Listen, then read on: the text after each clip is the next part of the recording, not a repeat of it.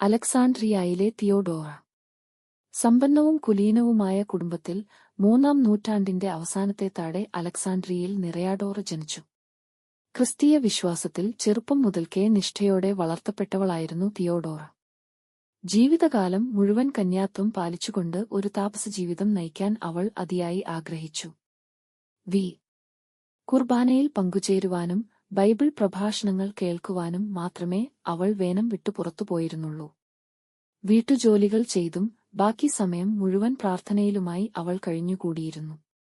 ചക്രവർത്തിമാരായിരുന്ന ഡയക്ലീഷ്യനും മാക്സിമിയനും സംയുക്തമായി ഭരണം നടത്തിയിരുന്ന കാലം 285-305. അലക്സാണ്ട്രിയയിൽ ഗവർണറായി നിയമിതനായത് എവുസ്ട്രേഷ്യസ് ആയിരുന്നു. ക്രിസ്ത്യാനികൾക്കെതിരെ അദ്ദേഹം വിളംബരം പുറപ്പെടുവിച്ചു. അനേകം ക്രിസ്ത്യാനികൾ രക്തസാക്ഷിത്വം വരിച്ചു. ചക്രവർത്തിയുടെ ശാസനം തിയോഡോറ പാലിക്കുന്നില്ലെന്നും വിഗ്രഹങ്ങളെ പൂജിക്കാതെ ക്രിസ്ത്യാനിയായി ജീവിക്കുന്നുവെന്നും ഗവർണർ അറിഞ്ഞു. ഗവർണർ അവളെ വിളിച്ചുവരുത്തി.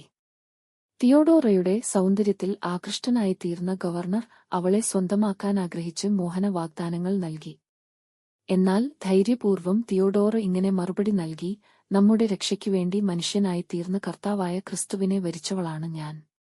അവിടുത്തെ കുരിശുമരണം വഴി നമുക്ക് രക്ഷ ലഭിച്ചു. വിശ്വാസത്തിൽ ഉറച്ചു നിൽക്കുമെങ്കിൽ അവിടുന്ന് നമുക്ക് നിത്യഭാഗ്യം പ്രദാനം ചെയ്യും. എത്രനേരം സംസാരിച്ചിട്ടും തിയോഡോറയെ അവളുടെ തീരുമാനത്തിൽ നിന്ന് വ്യതിചലിപ്പിക്കുവാൻ ഗവർണർക്ക് കഴിഞ്ഞില്ല. അതിനാൽ അയാൾ അവളെ ഭീഷണിപ്പെടുത്തി. തിയോഡോറയെ ഒരു വേശ്യാലയത്തിൽ താമസിപ്പിക്കാൻ അയാൾ ഉത്തരവിട്ടു. തിയോഡോർ തന്റെ വിശ്വാസത്തിൽ ഉറച്ചുനിന്ന് വിശുദ്ധിയിൽ ജീവിക്കാൻ ദൈവകൃപയ്ക്കായി പ്രാർത്ഥിച്ചു. തിയോഡോറ വേശ്യാലയത്തിൽ കഴിയുന്നു എന്ന് മനസ്സിലാക്കിയ ദിദിമൂസ് എന്ന ക്രിസ്ത്യൻ യുവാവ് പടയാളിയുടെ വേഷം ധരിച്ചു ചെന്ന് തിയോഡോറയെ അവിടെ നിന്നും മോചിപ്പിച്ചു. ആരും തിരിച്ചറിയാതിരിക്കാൻ ഒരു വലിയ തൊപ്പികൊണ്ട് മുഖം മറച്ച് തിയോഡോറ ആ യുവാവിനൊപ്പം പോയി. എന്നാൽ വിവരമറിഞ്ഞ അധികാരികൾ ദിദിമൂസിനെ കണ്ടുപിടിക്കുകയും ശിക്ഷയ്ക്ക് വിധിക്കുകയും ചെയ്തു. ന്യായാധിപൻ അയാളോട് ചോദിച്ചു: ഈ പ്രവൃത്തിക്ക് നിന്നെ പ്രേരിപ്പിച്ചത് എന്താണ്? എന്റെ ക്രൈസ്തവ വിശ്വാസം എന്ന് അയാൾ മറുപടി നൽകി. എന്റെ ദൈവമാണ് തിയോഡോറയെ രക്ഷിക്കാൻ അയച്ചത് എന്നും അയാൾ ധൈര്യസമേതം പ്രഖ്യാപിച്ചു. ദിദിമൂസിനെ വധശിക്ഷയ്ക്ക് വിധിച്ചു. ആ വിവരം നാടുമുഴുവൻ അറിഞ്ഞു.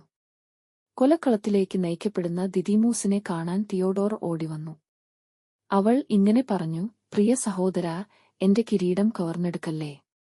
നിനക്കു മുമ്പേ എനിക്കിതു നേടണം. പടയാളികൾ അവളെയും വധക്കളത്തിലേക്ക് കൊണ്ടുപോയി. ഇരുവരെയും ശിരഛേദം ചെയ്തു. AD 304 ഈ രക്തസാക്ഷിത്വം നടന്നത്. വിശുദ്ധ ബ്രോസ് അതിനെക്കുറിച്ച് ഇങ്ങനെ രേഖപ്പെടുത്തിയിരിക്കുന്നു: അവർ ഇരുവരും കിരീടത്തിനായി മത്സരിച്ചു. രണ്ടുപേരും വിജയിച്ചു. എന്നാൽ കിരീടം വിഭജിക്കപ്പെട്ടില്ല, പകരം അത് രണ്ടെണ്ണമായി മാറി. രക്തസാക്ഷികൾ ശാശ്വത കിരീടം സ്വന്തമാക്കുന്നു. അതിന്റെ ശോഭ ഒരിക്കലും ഇല്ലാതാകുന്നില്ല. സൂര്യന്റെയും നക്ഷത്രജാലങ്ങളുടെയും തേജസ് മങ്ങിമാഞ്ഞാലും രക്തസാക്ഷികളുടെ കിരീടകാന്തി അണയുന്നില്ല. അത് സ്വന്തമാക്കുന്നവർ അനുഗ്രഹീതർ.